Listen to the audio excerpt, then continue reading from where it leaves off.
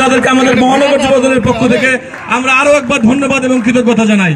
সংগ্রামী নেতৃবৃন্দ, আমাদের মাঝে উপস্থিত আছেন বলিয়া পশ্চিম থানা বিএনপি আহ্বায়ক আশরাফুল ইসলাম নিপু, সদস্য সচিব আলাউদ্দিন ভাই, কাশিয়াডাঙ্গা থানা বিএনপি সদস্য সচিব মজিউল হাসান হিমেল ভাই, চন্দ্রিমা থানা বিএনপির আহ্বায়ক ফাইজুল ইসলাম ফাই, সদস্য সচিব মনিরুল ইসলাম জনি, আমাদের মাঝে উপস্থিত শাহ মখদুম থানা বিএনপির আহ্বায়ক সুমন সর্দার, সদস্য সচিব নাসিম খান, আমাদের মাঝে উপস্থিত রাজশাহী মহানগর বিএনপি সদস্য আরিফুল শেখ বনি, আমাদের মাঝে উপস্থিত বাংলাদেশ জাতীয়তাবাদী দল মতিহার থানার সদস্য সচিব আল মামুন বাবু, রাজশাহী মহানগর যুবদলের দপ্তর সম্পাদক অত্যন্ত পরিশ্রমী নেতা আমাদের শফিক মাহমুদ তন্ময়, সহ দপ্তর সম্পাদক আমিনুল ইসলাম সহ নেতৃবৃন্দ।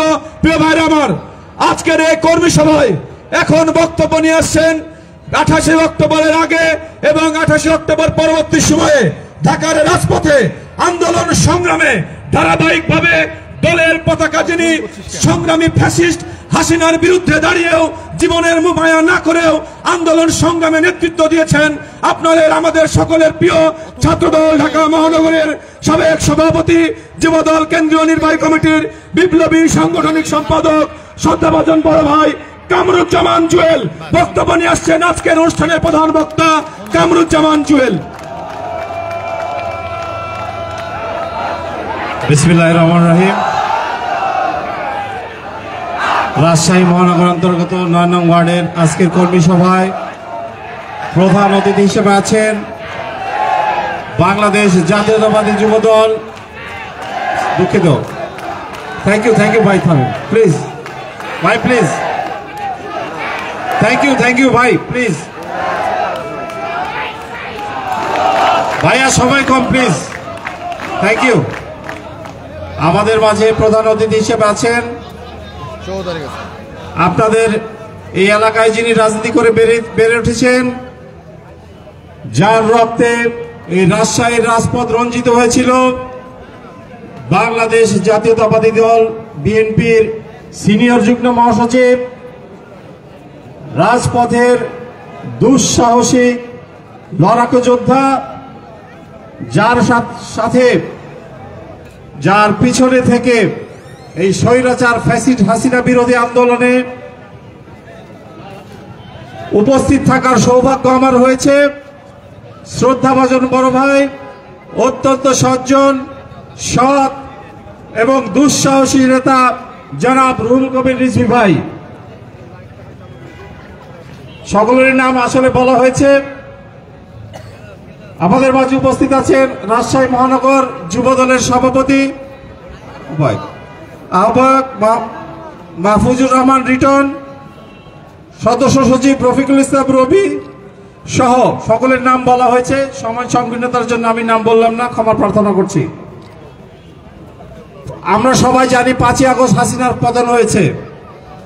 হাসিনা পতন পূর্ববর্তী বিএনপির ভারপ্রাপ্ত চেয়ারম্যান জনাব তারেক রহমান মুখ নিঃসৃত একটি স্লোগান ছিল, বাংলাদেশ যাবে কোন পথে, ফয়সালা হবে রাজপথে। প্রিয় উপস্থিতি, ফয়সালা কোথায় হয়েছিল? তখন কিন্তু অনেকেই বিরূপ মন্তব্য করেছেন, বাঁকা চোখে তাকিয়েছেন যে বিএনপির মতো দল নাকি ফয়সালা করবে রাজপথে। জনাব তারেক রহমানের নির্দেশে, জনাব রুহুল কবির রিজভী আহমেদের নেতৃত্বে আমরা ঢাকা সহ আশেপাশে রাজপথে ছিলাম এবং আপনারাও ছিলেন। তারই ধারাবাহিকতা কিন্তু এই 5ই আগস্ট এই ফ্যাসিস্ট হাসিনার পতন হয়েছে এবং তার দোসররা সব পালিয়ে গিয়েছে। 5ই আগস্ট পরবর্তী আমাদের দলীয় স্লোগান তথা জনাব তারেক রহমানের স্লোগান কি? আমরা যদি থাকি সৎ, দেশ রোজগার সম্ভব। নেতৃবৃন্দ, এর অন্তর্নিহিত বার্তাটি আপনার উপলব্ধি করতে হবে। আগামীতে যারা সৎ যোগ্য তাদেরকেই দল গুরুত্বপূর্ণ পদে পদায়িত করবে এবং দলীয় আগামীতে যত নির্বাচন হবে সকল নির্বাচনে ইনশাল্লাহ সৎ, দক্ষ এবং যোগ্যরাই মনোনয়ন লাভ করবে।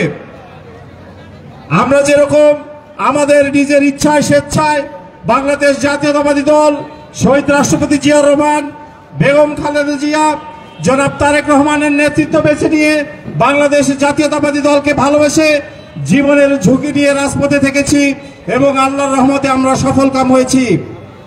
ঠিক তেমনি এটা ছিল আমাদের স্বেচ্ছায়।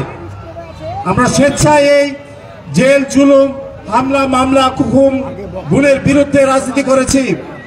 এখন জনাব তারেক রহমানের নেতৃত্বে দেশ গড়ার পালা এসেছে, দেশ পুনর্গঠনের সময় এসেছে। এই দেশ পুনর্গঠনে যারা জীবনের ঝুঁকি নিয়েছিলেন তারা আমরা যদি পাশে থেকে দেশ গঠন করতে পারি তা অত্যন্ত আনন্দের বিষয় হবে। আর যদি কেউ পদস্খলন ঘটে, কেউ যদি ভুল পথে যায়, ভোটের রাজনীতিতে কোন নেতা কর্মীর জন্য যদি দলের ভাবমূর্তি নষ্ট হয়, যদি একটি ভোট নষ্ট হয়, তারা কিন্তু দলের ভালো জায়গায় স্থান পাবে না।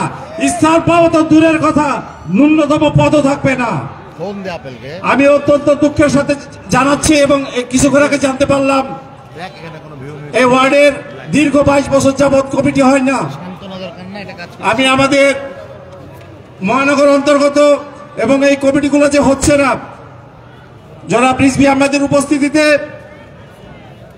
আমি আন্তরিকতার সাথে চেষ্টা করব কেন্দ্রীয় যুবদলের সভাপতি জনাব আব্দুল মোনায়েম মুন্না, সাধারণ সম্পাদক নুরুল ইসলাম নয়ন ভাই সহ আমাদের কেন্দ্রীয় নেতৃবৃন্দের সাথে আলাপ আলোচনা করে যত দ্রুত সম্ভব এই রাজশাহী মহানগর তথা রাজশাহীর প্রত্যেকটি যে সমস্ত ইউনিটগুলো কমিটি হচ্ছে না, দ্রুততম সময় যাতে কমিটি হয়, এই জন্য আমরা অক্লান্তভাবে এবং আন্তরিকভাবে চেষ্টা করব। সকলকে ধন্যবাদ জানিয়ে আজকের মতো বিদায় নিচ্ছি। আসসালামু আলাইকুম। প্রিয় সহযোদ্ধা ভাইয়ের আমাদের মাঝে উপস্থিত আছেন রাজশাহী মহানগর যুবদলের সংগ্রামী যুগ্ম আহ্বায়ক সালাউদ্দিন বিপ্লব, রাজশাহী মহানগর যুবদলের যুগ্ম আহ্বায়ক কামরুজ্জামান মিলন, মাইনুল ইসলাম মিন্টু, রাজশাহী মহানগর যুবদলের যুগ্ম আহ্বায়ক জামিলুর রহমান জামিল, সালঙ্গীর হোসেন, আমাদের রাজশাহী মহানগর যুবদলের যুগ্ম আহ্বায়ক সোহেল রানা সহ বিভিন্ন যুগ্ম আহ্বায়ক এবং সদস্যবৃন্দ।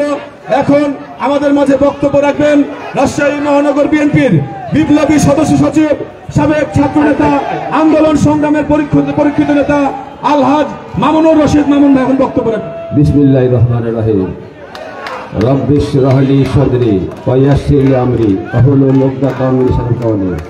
আজকের এই 9 নম্বর ওয়ার্ডের কর্মী সভা, এই সভার সভাপতি আমার শ্রেণীর ছোট ভাই রাজশাহী মহানগর যুবদলের আহ্বায়ক মাহফুজ রহমান রিটন।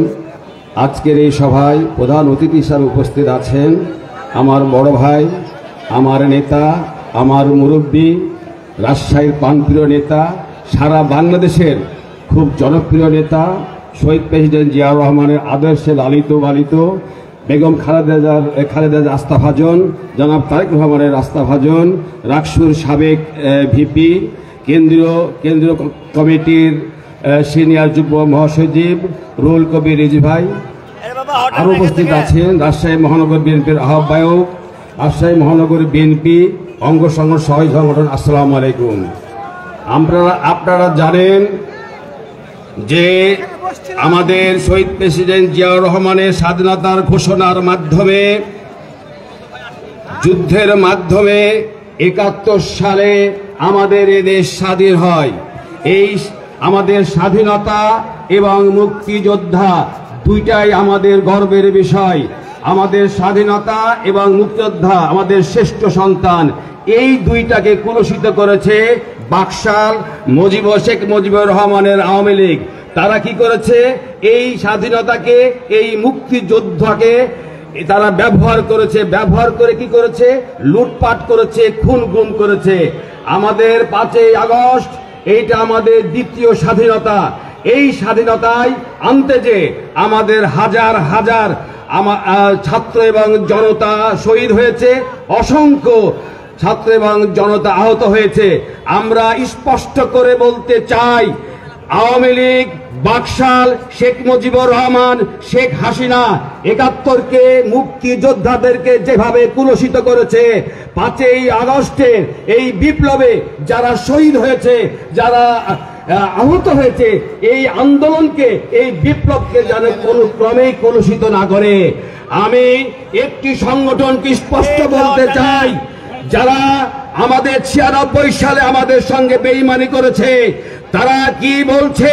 তারা বলছে তারা আর সেই দেশের সেনাবাহিনী বলে দেশপ্রেমিক। এই কথার ভিতরে ষড়যন্ত্র এবং চক্রান্তের গন্ধ আছে।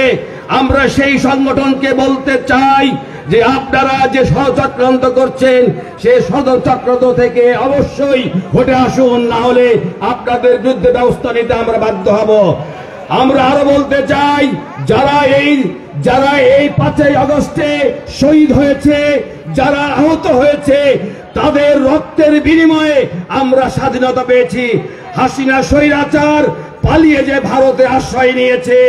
আমরা বলতে চাই বৈষম্য বিরোধী ছাত্র সংগঠন যারা এই আন্দোলনের ছাত্র জনতার সঙ্গে নেতৃত্ব করেছে, তাদেরকেও আমরা বলতে চাই যে আপনারা বৈষম্য বিরোধী থাকেন, বৈষম্যের পক্ষে যেন না। কারণ আপনাদের সঙ্গে এই জামাত এবং ছাত্র শিবির মিশে বিএনপির বিরুদ্ধে ষড়যন্ত্র করছে। আমরা বলতে চাই যে আপনারা আপনাদের আদর্শ থেকে হটে আসবেন না। আমাদের আরো সমস্যা আছে এদেশের আওয়ামী লীগ, আমাদের আরো সমস্যা আছে ভারতের ষড়যন্ত্র, আমাদের আরো ষড়যন্ত্র আছে চাঁদাবাজি এবং অবৈধ জবরদখল। আগামী রাষ্ট্রনায়ক জনাব তারেক রহমান বলেছেন অনৈতিক কোনো কার্যকলাপ করা যাবে না, চাঁদাবাজি করা যাবে না, জবরদখল করা যাবে না।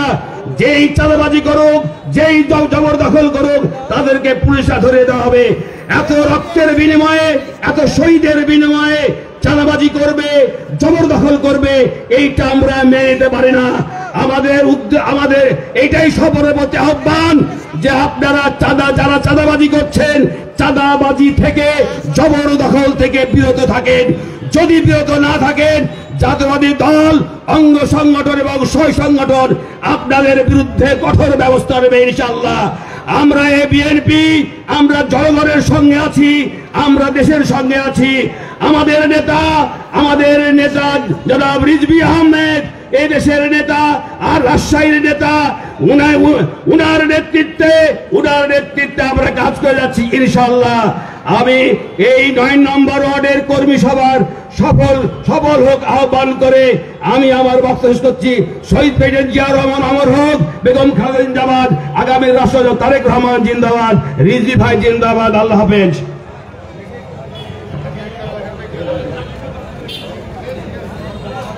মিলন সংগ্রামী বন্ধুরা, আমাদের মাঝে এই 9 নম্বর ওয়ার্ড বিএনপির আহ্বায়ক নয়ন শাহরিয়ার ভাই আমাদেরকে সহযোগিতা করেছেন এবং যুব দলের সাবেক নেতা 9 নম্বর ওয়ার্ড বিএনপি সদস্য সচিব মির্জাকুর খান মিলন ভাই আমাদেরকে সহযোগিতা করেছেন। আমাদের 9 নম্বর ওয়ার্ডের আরেকজন সন্তান আমাদের বড় ভাই আব্দুল্লাহ ভাই আমাদেরকে সহযোগিতা করেছেন এবং আমাদের জালাল মিন্টু ভাই আমাদেরকে সহযোগিতা করেছেন, তাকে আমরা সহযোগিতা ধন্যবাদ জানাই। এবং আমাদের মাঝে সাবেক যুব নেতা আমাদের সুলতান ভাই আমাদের মাঝে উপস্থিত আছেন, তাকে আমি ধন্যবাদ জানাই। ঈদগাহ মাঠ সংলগ্ন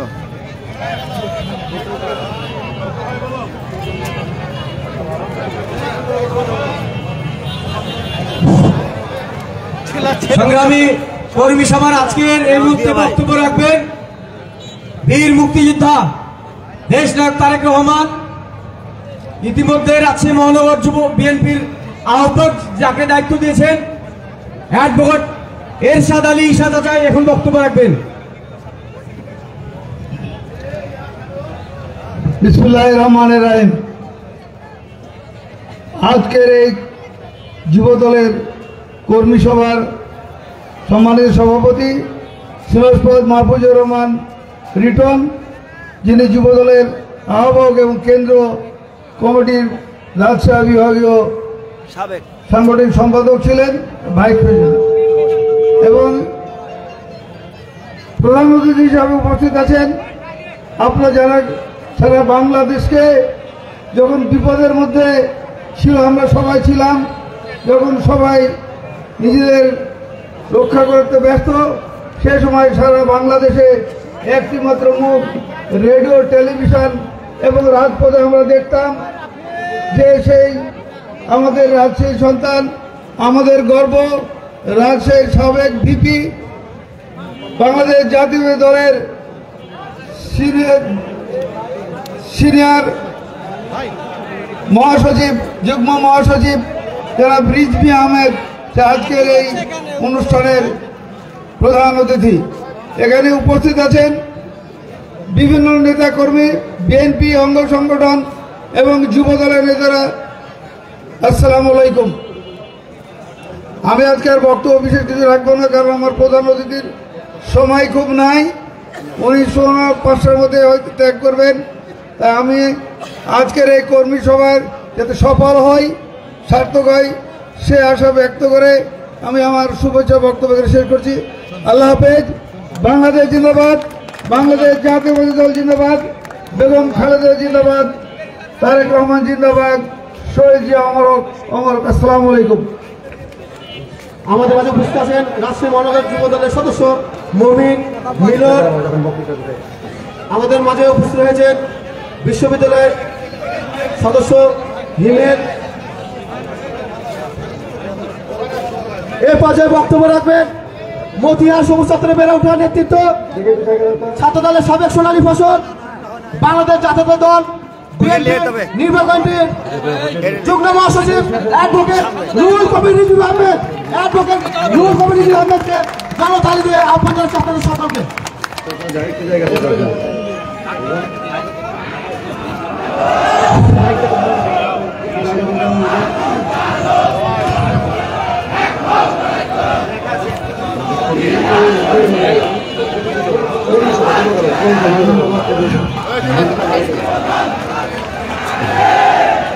রাজশাহী মহানগর যুব দলের 9 নম্বর ওয়ার্ড কর্মী সভার সভাপতি এখানে উপস্থিত রয়েছেন। জাতীয়তাবাদী যুব দলের কেন্দ্রীয় সাংগঠনিক সম্পাদক জুয়েল উপস্থিত রয়েছেন। রাজশাহী মহানগর বিএনপির আহ্বায়ক মুক্তিযোদ্ধা এরশাদ আলী ঈশা, সদস্য সচিব মামুনুর রশিদ মামুন উপস্থিত রয়েছেন। জাতীয়তাবাদী যুব দলের রাজশাহী মহানগরের আহ্বায়ক মাহফুজুর রহমান রিটন, সদস্য সচিব রবি এবং যুবদল রাজশাহী মহানগরের 1 নম্বর যুগ্ম আহ্বায়ক জনি সহ ঢাকা থেকে এবং রাজশাহী যুবদল ছাত্র দলের অঙ্গ সংগঠনের নেতৃবৃন্দ। আজকে বেশ কয়েকটি শীত বস্ত্র বিতরণ অনুষ্ঠানের সভায় বক্তব্য রেখেছি। নতুন করে বক্তব্য রাখার এখন কিছু নেই, যেহেতু এটি একটি কর্মী সভা জাতীয়তাবাদী যুব দলের এবং ওদের আমন্ত্রণে এখানে এসেছি। একটি ওয়ার্ডের কর্মী সভা যদি এই রকম সমাবেশ হতে পারে, তাহলে রাজশাহী মহানগর যুব দলের যেদিন সম্মেলন হবে সেদিন তো রাজশাহী শহর আমার মনে হচ্ছে একটা আটলান্টিক মহাসাগরে পরিণত হবে। মানুষের উপস্থিতিতে আটলান্টিক মহাসাগরে পরিণত হবে। বন্ধুরা, আবার আজকে হয়েছে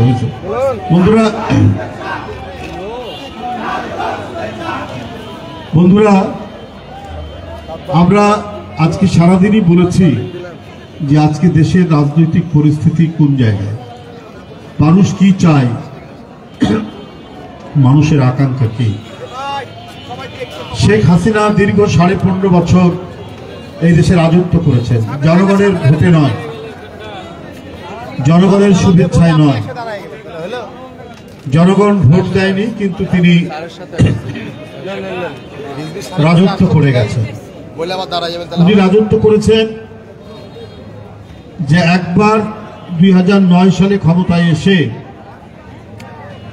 তিনি যে সোনার খনি, হীরার খনি বাংলাদেশে দেখেছেন, এই খনির লোভে তিনি আর ক্ষমতা ছাড়তে চান না। এবং ওনার কাছে সবচাইতে উনি কাউকে ভয় পেতেন না।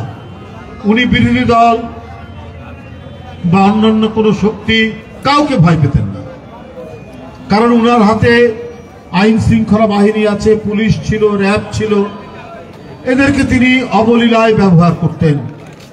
উনি ভয় পেতেন শুধুমাত্র বিরোধী দলের কণ্ঠস্বরকে। উনার বিরুদ্ধে প্রতিবাদ হলে সেই প্রতিবাদকে তিনি ভয় পেতেন, আর এই প্রতিবাদের জন্যই বিরোধী দলকে তিনি নিশ্চিহ্ন করার কর্মসূচি সবসময় গ্রহণ করতেন। কাউকে গুপ্ত হত্যা, কাউকে ক্রস ফায়ারে হত্যা, কাউকে গুম, কাউকে নিরুদ্দেশ করে দেওয়া, কারো বিরুদ্ধে মিথ্যা মামলা দিয়ে দিনের পর দিন, মাসের পর মাস, বছরের পর বছর কারাগারের মধ্যে আবদ্ধ রাখা।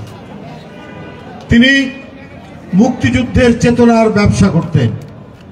এই মুক্তিযুদ্ধের চেতনার ব্যবসা করতে গিয়ে তিনি যে কত ধন সম্পত্তি অর্জন করেছেন সেটা এখন নতুন করে আমরা দেখতে পাই। শেখ হাসিনা, শেখ হাসিনার বোন রেহেনা, শেখ হাসিনার ভাগ্নি টিউলিপ, তারপরে তার আরেক ভাগ্নি অবন্তী, তার ছেলে সজীব ওয়াজেদ জয়, তার মেয়ে সাইমা ওয়াজেদ পুতুল এবং তার ভাগ্না ববি, এরা ছিল রাজপুত্র। শেখ হাসিনা হচ্ছে সম্রাজ্ঞী, মহারানী, আর এই ভাগ্না ভাগ্নি ছেলে মেয়ে ছিল রাজপুত্র। যে জায়গা, যে জমি, যে ভবন পছন্দ হতো সেই ভবন তারা দখল করে নিত, সেই জায়গা জমি তারা দখল করে নিত। এবং সেটা শুধু বাংলাদেশে নয়, সেই দখল তারা সেই ধরনের ইংল্যান্ড আমেরিকায় তো দখল করতে পারবে না, কিনে নিত। টাকা পেতেন কোথায়? প্রধানমন্ত্রী আপনার বেতন কত? আপনার ছেলে কি চাকরি করে? আপনি কোনদিন বলেছেন পার্লামেন্টে বা কোনো জনসভায় যে সজীব ওয়াজেদ জয় কি চাকরি করে?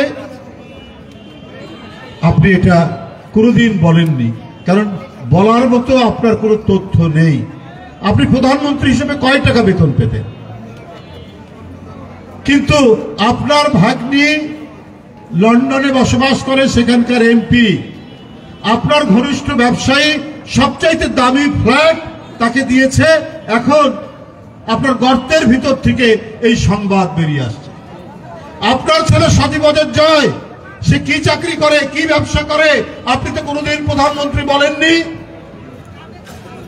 সে কি চাকরি করে, কি ব্যবসা করে। তার 8টা বিলাসবহুল গাড়ি পাওয়া গেছে, এবং এটা বাংলাদেশের কোনো তদন্ত কর্মকর্তা এটা তদন্ত করেনি, কোন এজেন্সি এটা তদন্ত করেনি। পৃথিবীর মধ্যে নাম করা FBI তারা তদন্ত করে দেখেছে 8টা বিলাসবহুল গাড়ি, যেটা বাংলাদেশে এক একটার দাম হবে 30 কোটি 40 কোটি টাকা। এইটা হচ্ছে শেখ হাসিনার অবদান। এবং সবচাইতে উল্লেখযোগ্য ঘটনা, শুধু শেখ হাসিনা এবং তার পরিবার, তার যে আরো সাঙ্গপাঙ্গ, তার যে আরো যে সমস্ত চামচা হাতা যারা রয়েছে ওদের কথা না হয় বাদ দিলাম, শুধু তার পরিবার এরাই বাংলাদেশ থেকে 80,000 কোটি টাকা পাচার করেছে বিদেশে। এটা আমার কথা নয়, এটা সংবাদ মাধ্যমে প্রকাশিত হয়েছে। এবং এই টাকা পাচার হয়েছে বলেই আজকে তার নমুনা পাওয়া যাচ্ছে।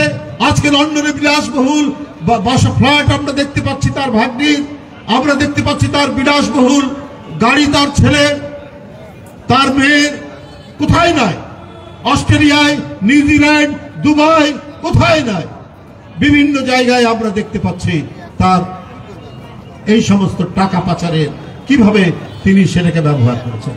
এটা তো শেখ হাসিনা এবং তার পরিবার এই টাকাটা পাচার করেছেন, 80,000 কোটি টাকা। তাহলে সালমান এফ রহমান কত পাচার করেছেন?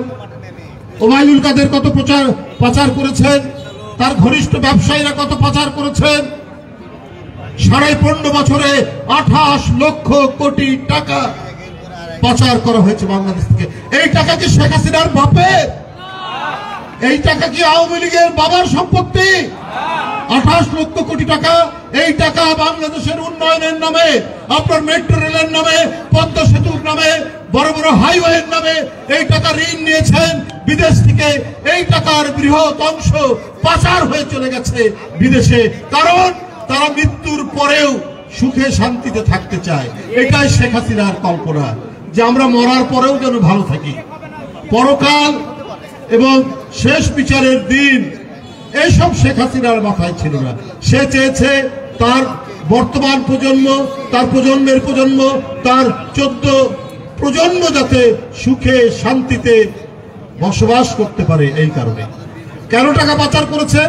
উনার বলে এত দেশপ্রেম, উনি মুক্তিযুদ্ধের চেতনা বিক্রি করে বেড়াতেন, ফেরি করে বেড়াতেন, যে যার এত দেশপ্রেম, এত মুক্তিযুদ্ধের চেতনা করেন, তারা কেন টাকা পাচার করেন? কারণ তারা জানেন তারা যে পাপ করছেন, তারা যে গুনাহ করছেন, একদিন এই দেশের জনগণ তাদেরকে ধাওয়া করবে। এইটা শেখ হাসিনা ভিতরে ভিতরে মনে করতেন। তাই তার ভবিষ্যৎ ঠিক করার জন্য, তার ছেলে মেয়েকে ভালো রাখার জন্য এই টাকা পাচার করেছে। আল্লাহর কি অশেষ রহমত যে ঠিকই জনগণের ধাওয়া খেয়ে শেখ হাসিনা তার দলের অন্যান্য সবাইকে ফেলে দিয়ে তিনি পালিয়ে চলে গেলেন। তিনি কেন আপনি পালালেন? কোন সৎ লোক তো পালায় না। দেশনেত্রী বেগম খালেদা জিয়া, যিনি বারবার গণতন্ত্র পুনরুদ্ধার করেছেন, এই দেশের স্বাধীনতার ঘোষকের সহধর্মিনী, যার উপর অন্যায় হয়েছে, অত্যাচার হয়েছে, অবিচার হয়েছে, একটা ধ্বংসস্তূপ কারাগারের মধ্যে তাকে সেখানে ফেলে রাখা হয়েছিল। তার কয়েকদিন আগে তাকে যখন গ্রেপ্তার করে জেলখানায় নেওয়া হয়, তার 2 চোখে অপারেশন করা হয়েছিল লন্ডনে। তিনি ফিরে আসার পর ওই ধ্বংসস্তূপ কারাগারের মধ্যে রাখা হয়েছে। যেই ভবনের চারিদিকে ধুলা উড়ে, সেই ধুলা তার ক্ষতিগ্রস্ত চোখের মধ্যে পড়ে আরো যাতে ক্ষতিগ্রস্ত হয়, এইভাবে তাকে নিপীড়ন নির্যাতন করা হয়েছে। আগে 7 দিনে একবার দেখা করতে যাওয়া যেত জেলখানায়। বেগম খালেদা জিয়াকে কষ্ট দেওয়ার জন্যই শেখ হাসিনা আইন করলেন 15 দিনের আগে কেউ দেখা করতে পারবে না কারাগারে, যাতে তার আত্মীয় স্বজন সেখানে গিয়ে দেখা করতে না পারে। এই সমস্ত নির্মমতা, এই সমস্ত নিষ্ঠুরতা শেখ হাসিনা করেছিলেন। কিন্তু কই, শেখ হাসিনার আন্দোলনের ফসল মঈনুদ্দিন ফখরুদ্দিন চেষ্টা করেছে বেগম খালেদা জিয়াকে বাংলাদেশের বাইরে পাঠানোর, উনি যাননি। উনার দেশপ্রেম এবং জনগণের প্রতি ভালোবাসা ছিল অকৃত্রিম। কিন্তু আপনি তো ঠিকই চলে গিয়েছিলেন। আমরা শুনে আপনি চলে গেলেন আমেরিকা। আপনি অভিমান করে মঈনুদ্দিন ফখরুদ্দিনকে বললেন, কই খালেদাকে তো পাঠাতে পারলেন না, তাহলে আমি ফিরে আসবো। উনি ফিরে আসলেন, কিন্তু বেগম জিয়াকে পারেনি। এরপরে শেখ হাসিনা ক্ষমতায় এসে এই 15.5 বছর 16 বছর কত নিপীড়ন নির্যাতন। তার গাড়িতে আওয়ামী সন্ত্রাসীরা আক্রমণ করেছে, ঢিল মেরেছে, গাড়িতে গুলি করেছে। শেখ হাসিনার উদ্দেশ্য ছিল ভয় পেয়ে যেন খালেদা জিয়া দেশ ছেড়ে চলে যান, কিন্তু পারেনি। দেশপ্রেমিক মানুষকে দেশ ছেড়ে যায় না। তার জনগণ, তার দলের নেতাকর্মী এবং দেশের প্রতি তার যে ভালোবাসা, এই ভালোবাসা সিক্ত হয়ে তিনি কোনদিন দেশের মানুষকে ছেড়ে যান না। নিপীড়ন সহ্য করেছেন, নির্যাতন সহ্য করেছেন, কারাগারে বন্দী জীবন যাপন করেছেন, তাকে গৃহবন্দী করে রাখা হয়েছে, তারপরেও তিনি দেশ ছেড়ে যাননি। কিন্তু আপনি বারবার গেছেন, এইবার আপনাকে পালিয়ে যেতে হয়েছে। কারণ আপনি ছিলেন রক্ত পিপাসু। আপনি ছিলেন রক্ত পিপাসু। আপনি ছোট বাচ্চার রক্ত পান করেছেন আহাদের। আপনি রক্ত পান করেছেন বেগম রোকেয়া বিশ্ববিদ্যালয়ের আবু সাইদের। আপনি রক্ত পান করেছেন মুগ্ধের। আপনি রক্ত পান করেছেন ফারহানের।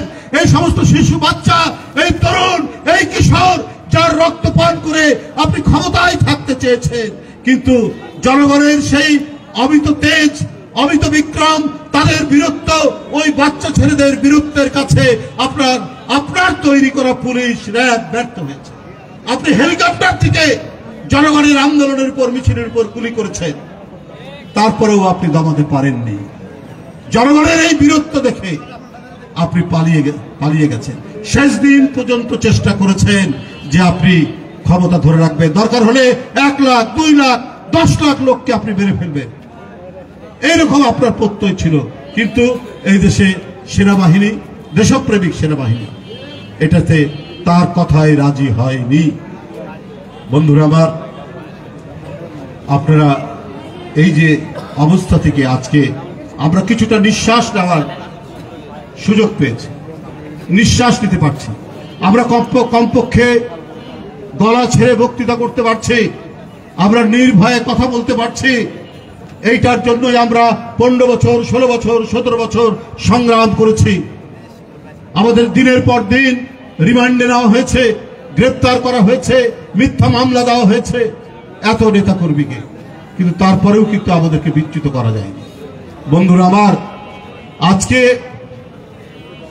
এই পরিবর্তিত পরিস্থিতিতে যারা গণতন্ত্রের জন্য লড়াই করেছেন, জনগণের প্রত্যাশা, তারা সবাই মিলে সত্যিকারের একটি শক্তিশালী গণতন্ত্র, আর যাতে বাকশাল না হয়, আর যাতে কোনো ফ্যাসিবাদের উত্থান না হয়, এটাই জনগণের প্রত্যাশা, এটাই গণতন্ত্রকামী ছাত্র জনতার প্রত্যাশা। কিন্তু কোথাও কোথাও দেখি বেসুরো গান বেজে ওঠে। কুষ্টিয়ার মিরপুরে জামাতে ইসলামের একজনকে নাকি হত্যা করা হয়েছে। ওরা এই তদন্ত না করেই জামাতে ইসলামের আমির বিএনপির দিকে ইঙ্গিত করেন। হ্যাঁ, ঠিক আছে, ইঙ্গিত করেন। কেন করেন? কারণ আপনারা শেখ হাসিনার পতনের পরেই বলেছেন যে আমরা আওয়ামী লীগকে ক্ষমা করে দেব, আমরা কি বলে যে ভারতের সাথে সম্পর্ক আমরা উন্নয়ন করব। আরে আপনাদের এতগুলো নেতাকে ফাঁসি দিল, আপনাদেরকে আজকে কি বলে যে এত শিশু হত্যা, এত যুবক হত্যা করলো, তারপরে আপনারা ক্ষমা করে দেবেন? তাহলে উদ্দেশ্যটা কি? আজকে বলছেন যে ইনুর লোকরা বিএনপিতে যোগ দিয়ে তারা নাকি এই কাজ করেছে।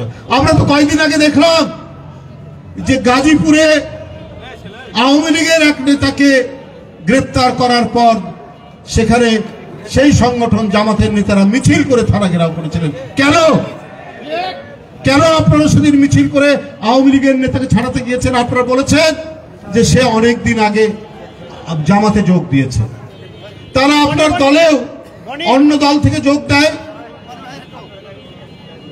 যে হাসানুল হক ইনুর লোকরা ফ্যাসিবাদের দোসর ছিল, যে আওয়ামী লীগের লোকরা ফ্যাসিবাদ কায়েম করেছে।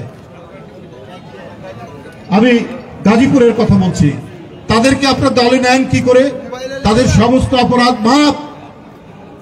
দেশের জনগণ কিন্তু ভুলে যায়নি।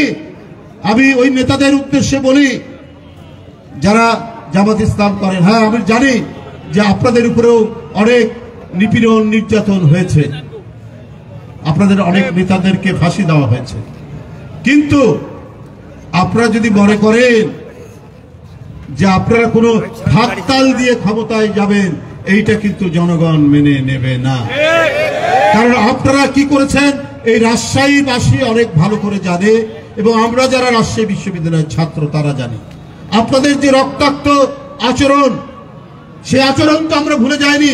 আপনি যান ময়মনসিংহের মুক্তাগাছায়, ফরহাদ নামে একটি ছেলে, তার হাতের কবজি নেই, এটা কার অবদান? এই রাজশাহী বিশ্ববিদ্যালয়ে।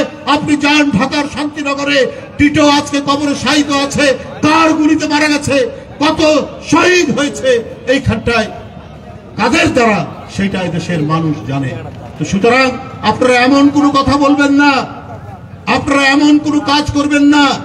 আপনাদের রক্তাক্ত উত্থান এবং জনগণের মধ্যে আপনাদের যে ইমেজ, সেই ইমেজটার কথা আপনারা খেয়াল করবেন।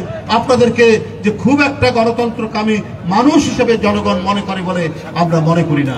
আপনাদেরকে অনেকে মনে করে যে মানুষের রক কেটে পঙ্গু করে দিতে পারলেই বোধহয় তাদের জয় জয়কার হয়। এই অভিযোগও কিন্তু আপনাদের বিরুদ্ধে আছে। সুতরাং আপনারা সব কিছু চিন্তা করে, দেশের রাজনৈতিক পরিস্থিতি বিবেচনা করে আমি জামাত ইসলামের নেতাদেরকে কথা বলতে অনুরোধ করব। আর বক্তব্য দীর্ঘায়িত করব না, আমাদের সময় শেষ। আজকের এই কর্মী সভা 9 নম্বর ওয়ার্ড, 9 নম্বর ওয়ার্ডের এই কর্মী সভার আমি সার্থকতা কামনা করছি, তাদের সফল হবে এবং জাতীয়তাবাদী যুবদল রাজশাহী মহানগর একটি শক্তিশালী সংগঠনে পরিণত হবে, এই প্রত্যয় ব্যক্ত করে আমি আমার বক্তব্য শেষ করছি। খোদা হাফেজ, বাংলাদেশ। ধন্যবাদ।